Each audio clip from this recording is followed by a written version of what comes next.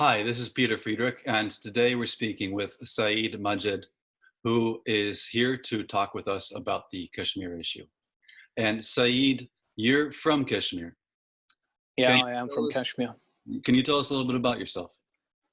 Well, I'm from Kashmir, born and brought up in Srinagar, which is the capital city.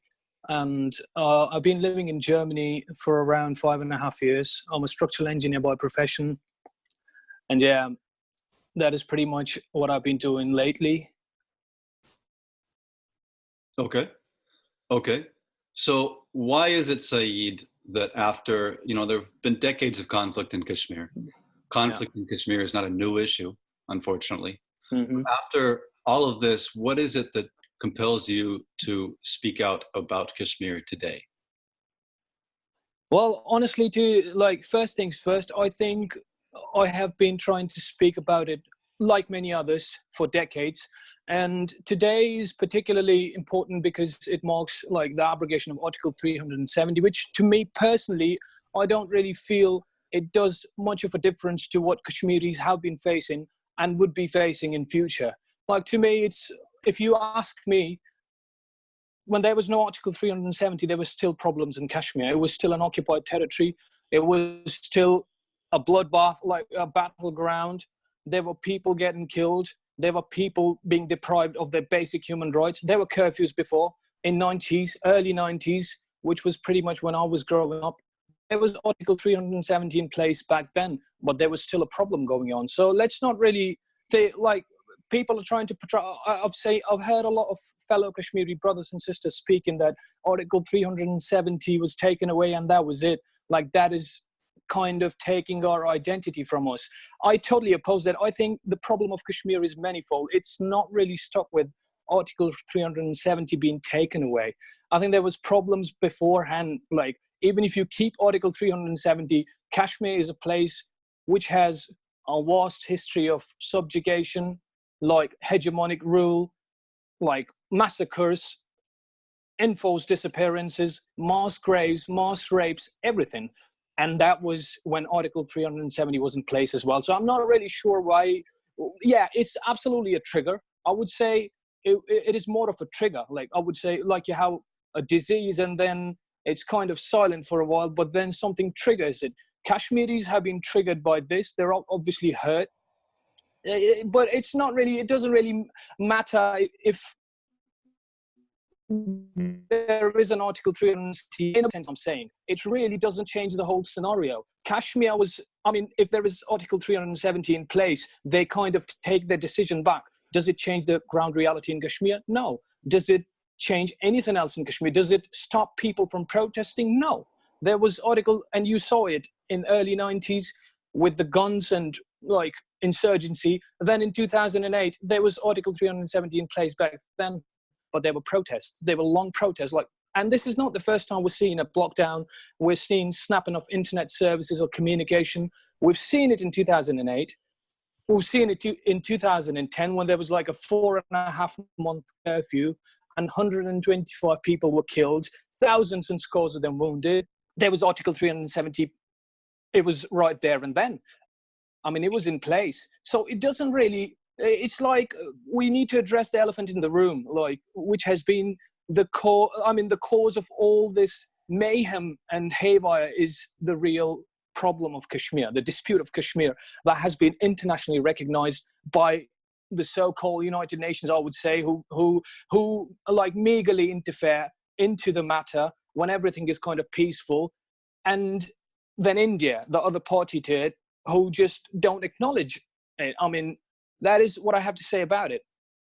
So what is it then that's different? Because if you're saying that, as you said correctly, these issues of conflict and mass killings and the curfews and the troop presence and the violence, they've been ongoing for decades, from the 90s and even before that through the 2000s. What is it then that is different today? If Article 370 is the abrogation of it is a trigger, what's changed today that's prompting you to speak out?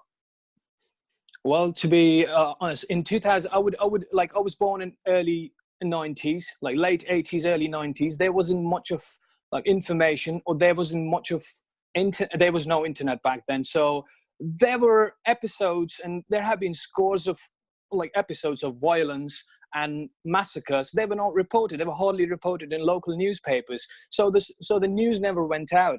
Like in 2019 now, that with the advent of internet and social media, that's why I think personally it's getting a lot of attention internationally as well.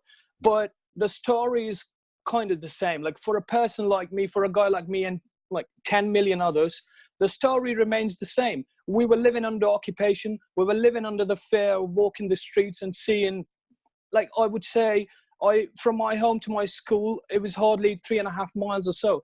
And along those 3.5 miles, I remember growing up watching 1,000 army men along the road, holding guns, not there to protect us, as India claims, and it has always claimed.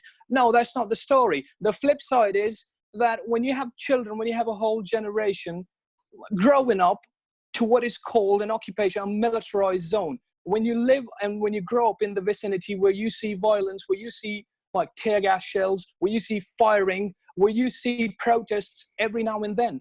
So it kind of leaves an imprint on your subconscious. That is the real problem. So I would really say like India is kind of playing this game of like concealing the truth and deviating and digressing from the reality all these 75 or 70 years. It hasn't succeeded in doing that. The best it can do is it can block down an entire population. And this is, again, like I said, this isn't the first time it has happened. It has happened in the past. Maybe there was not much reporting done because India have kind of learned, and they've actually done it brilliantly. They've done it brilliantly since a past decade. Whenever there is an untoward incident, there is a teenage boy who's getting killed, there are protests, the first thing they do is they snap every means of communication so that the news doesn't go out. And what do you do? What are you supposed to do when you're blacked out? You're blacked out. Today is the 11th day. I suppose it's the 10th or the 11th day of like no contact whatsoever. But it is not really going to like suppress the reality, or it has been trying to evade the reality of Kashmir, which is that Kashmir is a problem. And Kashmir is a problem. It was a problem long before 1947. Let me tell you something else. A lot of people, they are kind of going ludicrous about how the article has been revoked. I know it had an importance on paper, on ground. I think it hardly mattered. It hardly did anything to me or to any other Kashmiri. It was an article. It were 2 articles on papers. Like, did it change anything on the ground? Did it change the way I was being treated in my homeland? No, absolutely not. I was still being frisked 25 times a day. I cannot hang out with my mates after 9, after 10 without without having the fear of getting shot by an Indian soldier. And there was Article 35A, there was Article 370A or whatever. It was still in place. So the ground reality stays the same. And the second thing is, Article 370A says 370, it was like the accession, when the accession happened. But who acceded to India? If we know, that's a good question. Yeah, that's a good question, and I'd like to dwell on that for a minute, because as you just mentioned, that the problem in Kashmir existed long before 1947, and that instrument of accession, which was what was passed in 47, what led to Kashmir, Jammu and Kashmir joining India, which ended up being enshrined in Article 370. As you just mentioned, who was it that is responsible for that? I think we have to address a very important fact here before we go into these articles. I think when Kashmir acceded to India, the whole population of Kashmir was still under subjugation of the Dogra rule, if you know that. And the Kashmir uprising, there was a huge uprising against the Dogra rule in 1931, when thousands and hundreds and thousands of Muslims were massacred in Kashmir. So we were under occupation long before the story of India and Pakistan partition. So let's be clear on that. That's a very important fact. So when you say we acceded to India under the Article 370, who did? The ruler did, like Maharaja Hari Singh, he did. Kashmiris were not asked anything back then as well. And it's the same story till date. We have never been asked what we want. And that is why there is so much resentment and anger within the people. And there's one more important thing. It has gone down generations. You can't really like my father witnessed it, his father witnessed it, and it has come down the generations. When I see the younger generation in Kashmir today, like who are 15 or 16, we have never taught them. Like nobody teaches them to show resentment to India, but it's what's happening in the place. That is actually, like I said, when children, like we consider the current situation, it's the 11th day of a complete blackout in Kashmir. How do you expect a 14-year-old react to that? How do you expect a 12-year-old who is supposed to be out with his mates playing football or walking down the boulevard? How do you suppose the mind of a 14-year-old living under occupation being developed? So there is a sense of hate then. There's a sense of resentment. And it isn't like you're going to bring in development, you're going to bring in prosperity, you're going to bring in jobs like the Prime Modi or the prior prime ministers or officials have claimed. No, it doesn't really change the whole situation. When you witness turmoil for 20 odd years or 25 odd years, then you come one fine morning and tell that I've got a beautiful house for you, I've got a good job for you, and I have such and such claims for you. No, it doesn't really change anything. What happens to those who have been disappeared? There are almost 40,000 people who, like, of 40,000 or more cases of enforced disappearance. So their parents want to know, please tell us they're dead or alive so that we can just either mourn or just walk away from it. You can't really change that. And if I can interject briefly there, Saeed, on the 40,000 cases or more of disappearances, many of these happened in the 1990s, according to my understanding. Yeah. One of the people that actually was very active in attempting to document and to expose these mass disappearances was, I believe, a lawyer, an attorney named Jalil Andrabi. Yeah, and he was murdered too. And that's what happened to Mr. Andrabi. Was he did this? He actually took this to an international level. I believe he went to Geneva and spoke to the UN about what was going on. And then, if I recall correctly, in 1996, he was himself picked up, abducted while he was out driving near his home with his wife, and taken into custody, murdered in custody after being extensively, brutally tortured, and then his body washed up in a river, if I recall, with his hands tied, and eyes gouged out, and so on and so forth. And so, to me, that's a very shocking example of how it's not just that there are so many disappearances that have occurred, but that this is what happens to the human rights activists who attempt to report on and expose the disappearances. Yeah, I think that has been the case all the way along. Like even the new, if you take the new era, like the case of Jalil Andrabi, I was quite like I would have been 8 years back in 1996, so I'm not really sure about, but I've read it in the papers and in the history. But if you take the human rights activists of now, like 2008, 2010, what happened to them? They all land in jails, or they're being slapped under PSA, the Public Safety. I mean, for God's sake, there are 12-year-olds in Kashmir who are being slapped under PSA, like Public Safety Acts. So you can't really change the sentiment in that very sense. These articles. What is this PSA, this Public Safety Act? I think they just, like, when there are protests, like, for example, there is a killing of some person, and then people obviously protest. They come out and they protest in a peaceful manner and there have been provocations from the Indian side, from the police, from the state army. Like, I as a person have witnessed it millions of times. If people are protesting in a peaceful way, they're being shot upon by tear gas shells, rubber bullets, pellets, which is absolutely inhumane, and they seem to get carried away with it each passing day. And then there is this act under which they're taken into custody, and then it's a whole mafia, I would say. And it has been documented by a couple of freelance journalists as well. But people who reside within the city or in Kashmir, they kind of know what's going around. Like, the children are booked under PSA, or adults are booked under PSA, then the police takes them into custody, then they charge money from the parents, and then they kind of, it's a whole loop. and that is how they kind of destroy their brains and their mentality. How do you imagine a guy who's being like booked under PSA, Public Safety Act, and he would never be eligible to get a job? He is under the scanner of police, and this is for life, and he never gets washed away with it. And how do you expect him to behave like towards India or the policies of the state? Like it is absolutely lucid. He has to show resentment. He would never say like, yeah, I'm a part of this, whatever is happening. So coming back to that, Kashmir has witnessed and has been witnessing that since decades. Like you said, the murder, the disappearances, I mean, the torture, the killings, the mass rapes, mass graves, whatnot, like countless. So there are two things to interject here.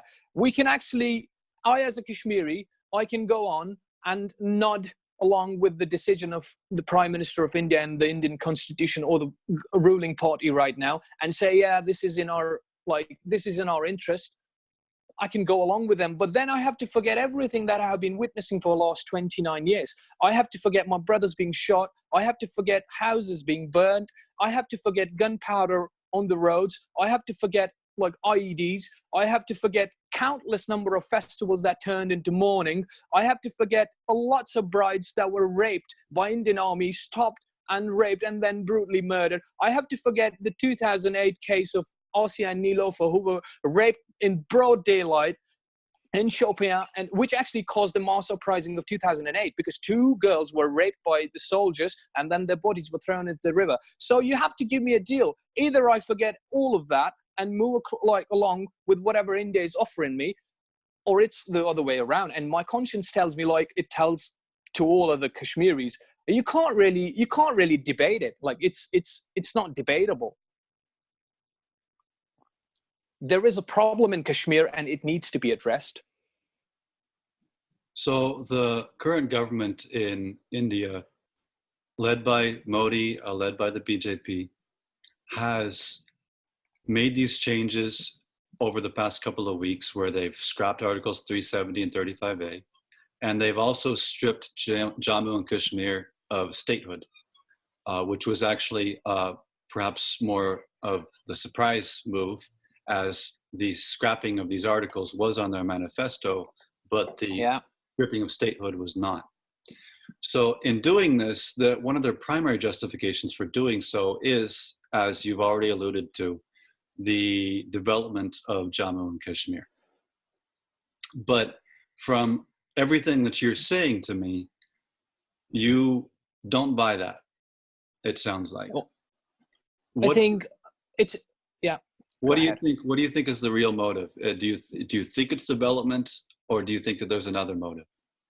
To be very honest, like if you ask this question to me or all the other Kashmiris sitting back home who can't really speak right now, unfortunately, because of the largest democracy has put them under like a situation where they're not even free to speak. If you ask me, it's not about Modi. I think Kashmir, like the stance on Kashmir has been the same by Modi or by any other prime minister in the past. When it comes to Kashmir, New Delhi has a single-handed, like it has just one policy: subjugation of Kashmiris and the oppression of Kashmiri youth, so that there is a mass hysteria and there is a complete sense of frustration in the whole valley. That has been their prime motive. Like if I'm telling you, and you can tell it to, you can just get it clear from all of the Kashmiris. If they turn the state of Kashmir into Manhattan, the very next month, there would still be protests. There would still be people coming out and protesting and asking for freedom. Oh, I mean, look at this. This is absolutely disgusting. There have been around 200,000 people who have been killed, and they were not all militants. Like, there have been innocents that have been killed. There hasn't been a single army man who has been brought to the court. I mean, that is absolutely pathetic. How do you expect development from a nation that hasn't even listened to the basic cries of like our people? So development, that's just a farce that the prime minister has to like turn in a scrap of article. It was in his electoral campaign. But I think, once again, whatever their policy is towards Kashmir, it's centralized, be it Congress, which was ruling like in the last couple of decades, or be it BJP. When it comes to Kashmir, their policy is blunt. Like, we do not want to hear anything about Kashmir. I would say that. I would not have it otherwise. I think development is a big farce. Had they been doing development, I mean, like I said, there's been a series of events, but let's address the real cause. That's what Kashmiris have been telling for past 7 decades. There is a disease in the valley. There's a cancer in the valley. It's called occupation. If you do not address it, if you're just treating it superficially, it's not going to help. It's not really going to help. I mean, you need to find a cure, and that cure is bringing Kashmiris on the table and allowing them to have a right to self-determination. If you're so sure about your prosperity and everything else, then we would vote in your favor and we'd be done and out with it. Like, just I mean, for God's sake, they're not even allowing Amnesty International to go into Kashmir, and like, even they have been banned. You might be aware of that as well. So you can't really have it other way around. So development, I would say, is a big, big farce. That's not really going to change the ground situation in Kashmir. So Saeed, as far as Kashmiris being at the table, and as far as the current situation, the historical situation, do you believe that with all of the dialogue that's going on right now around the world and in South Asia about the Kashmir issue, do you believe that Kashmiris in the past or in the present have been given a place at the table, or even a prominent place at the table, to voice their own wishes about what should happen to Kashmir? That's one very important question as well. A lot of people outside Kashmir, or even some within Kashmir, think that we have been given a chance. Like, we have had a representative on table. First of all, if you talk about the mainstream politicians of Kashmir, including the prior chief ministers, they're all the puppets of the state, like of the center government. So they are not. Let's begin with saying, like, they don't represent people in Kashmir. I mean, the elections that they show, that's also yet again a mighty farce. There was 6.5% like voting percentage in 2017, if I remember it correctly. And you can't really say the elected prime minister or an elected MLA, a legislative assembly member, was elected by 6% of people voting for him. So a majority of people, they don't consider them to be their representative. They're all collaborators, and look at what is happening right now. Like the chief minister, she had a coalition government with BJP, and now she's under jail. The same BJP has put her under jail. So they're kind of tasting their own medicine. So they always have been. When I talk about a solution on the table, I mean to say the representatives of people, the real representatives, and the chief ministers, like all other MLAs in Kashmir, they don't stand a chance. Like, they're not representatives of Kashmiris. They have their own very motives. That's why you might be seeing a lot of them, like, they would be protesting against this scrapping of 370, because it feeds their motives. It would be a nice electoral agenda for the next elections if they're supposed to happen. They don't really care about the reality on the ground. Had they cared, there wouldn't be so much turmoil in the last 30, 40 years. I mean, they never spoke the reality as well. So they're kind of guided by the center, what to do and what not to do in the valley. So Saeed, with everything that's happening in the valley right now, with the 10 days of blackout and this ongoing communications blockade in Kashmir, you have family in Kashmir? I do have my family in Kashmir, but I have no idea what really is happening there. The only thing that I know is my father and my mother, and all of my other immediate family, they're in Kashmir. And I know that because the last time I spoke to them was probably on 2nd of August. Since then, I have no idea. I have literally no idea, like all other Kashmiris, what is going on there. And I know as a Kashmiri, what would be going on there, like in a state of curfew, like they would be bound to their homes and houses. I have no idea if there's a scarcity of food, medicines. There are people who are ill. A friend of mine, his father is suffering from cancer, and he's not able to contact him. He doesn't even know if he's breathing or not. I mean, my grandfather was ill the last time I spoke to him. I'm not literally sure like if he's breathing or not. So that is the state of affairs that India has offered me with. And then when you have these things on one side, and then on the other side, India is telling me, or all of the Kashmiris will bring in development, it doesn't really ring a bell. So there's a huge sense of contradiction within their statements, what they're saying and what they're doing. That has been the case for the last 70 years.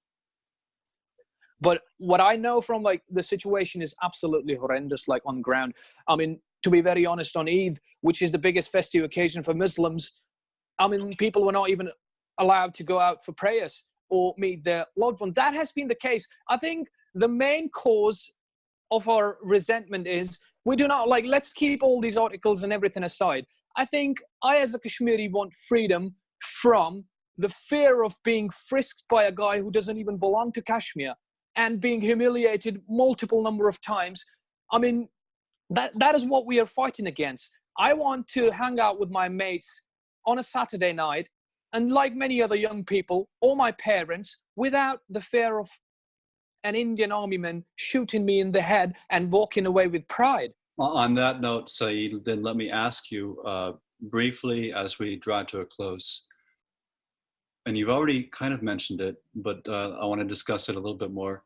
What was your experience like growing up in Kashmir? How does it differ in your perspective being in some place in Europe versus being in Kashmir as far as the day-to-day experience of life?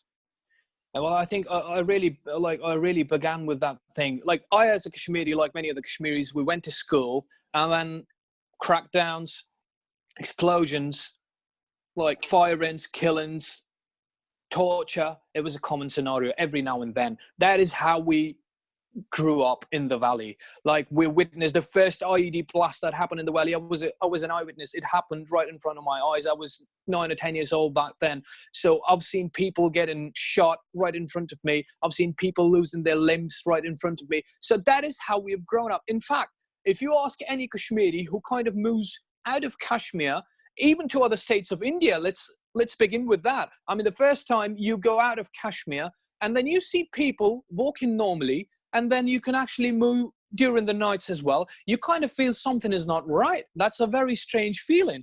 And because for Kashmiris, we've been put under a siege, and we've been put under so much subjugation that for us, it has kind of become a normal. If there is a blast and 10 minutes later, you see everything is back on track.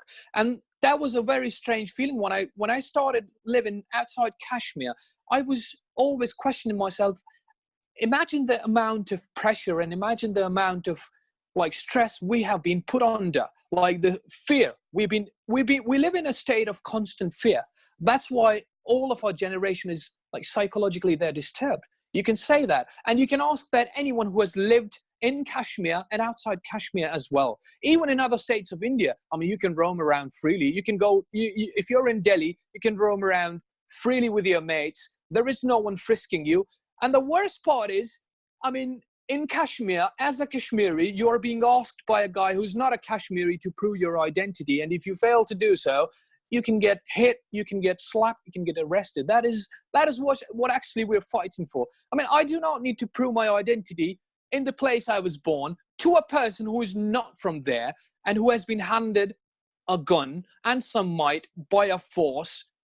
That is actually the worst form of living. Like, you can ask anyone that. So there is a huge contrast. When you go outside Kashmir, you realize how miserable the life back in the valley actually is. Like a state of constant chaos, a state of constant fear.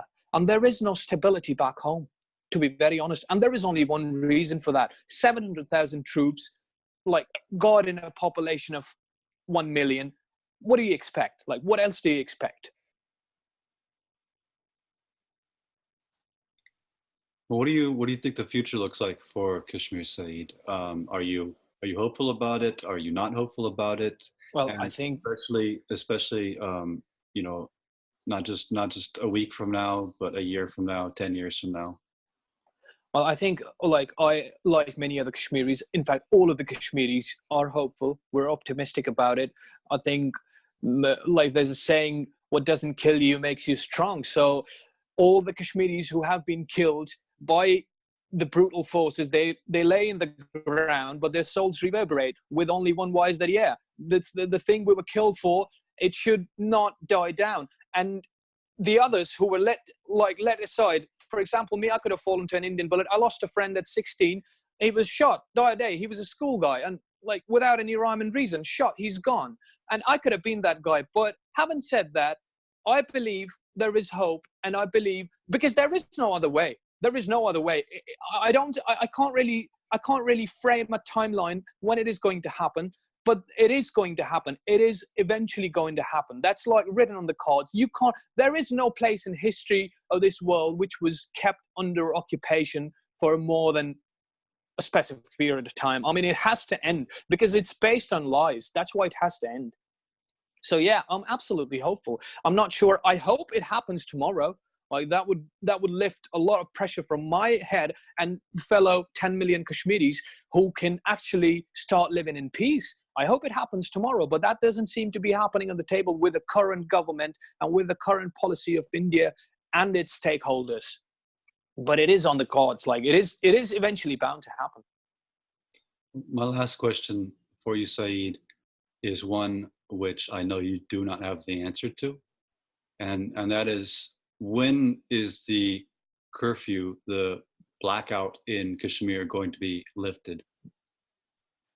I think, to be very honest, from past experience, like I said, they do this. Like there is a repeat of what happened in 2008, 2010. Now, like I said in the beginning, I'm not really shocked about what's happening right now because I've been a witness to it in the past. So I'm not really going mad about what's happening. I'm going mad about what's happening, but in my own state of mind, I know what they're going to do. So they're going to take it for a week or two or probably a month, and they don't really care. They don't have any leverage. Like they don't really care if the curfew lasts for 2.5 months. They have nothing to lose. And the moment they lift the curfew, I mean, the anger it has already augmented. It has already accumulated. There are going to be protests. They're going to fire on the protesters. So it's going to turn into an ugly situation once again. So I hope it doesn't happen like that. And there would be some calm head in India. I mean, hypothetically, I would hope it to be like that. I would say there is a man in the Indian government or the central government who comes and talks to Kashmir and addresses the reality of Kashmir. But I don't see it happening. The thing is, sadly, I see massive protests yet again in Kashmir, and I fear my brothers getting killed yet again. A lot of them. That is what I fear. So that is actually the current situation that is going to happen. I tell it from the past experience. That is what they do. They have a very strong policy of like blocking everything, and then when it reaches a threshold, ultimately everybody's going to break. Like, there is a limit to everything. So they would come out or break the curfew and there would be killings. But as of now, the only difference that I feel to the uprising of 2008 is this time the dispute is getting recognized all over the place. I mean, you have parliamentarians in United States of America talking about it. You have parliamentarians in England talking about it. You have people in like United Nations actually talking about it, that it's a grave situation and we need to address it. That is what is different from before. I think that is what is different from before. And I hope it kind of grows with each passing day and people actually put pressure on the central government in India, which doesn't actually seem to move an inch. I mean, they're proud of what they're doing right now, which they have been because of their like dirty agendas. So yeah, I hope things get good for Kashmir, and I'm sure they will. It all takes time. It all takes sacrifices. We have given it in the past. I think we might have to give them in future as well. But yeah, ultimately, freedom would be the absolute truth, because that is what we know of. Like, that is what we dream of. That is what we have been like talking for all our ages, like all these years.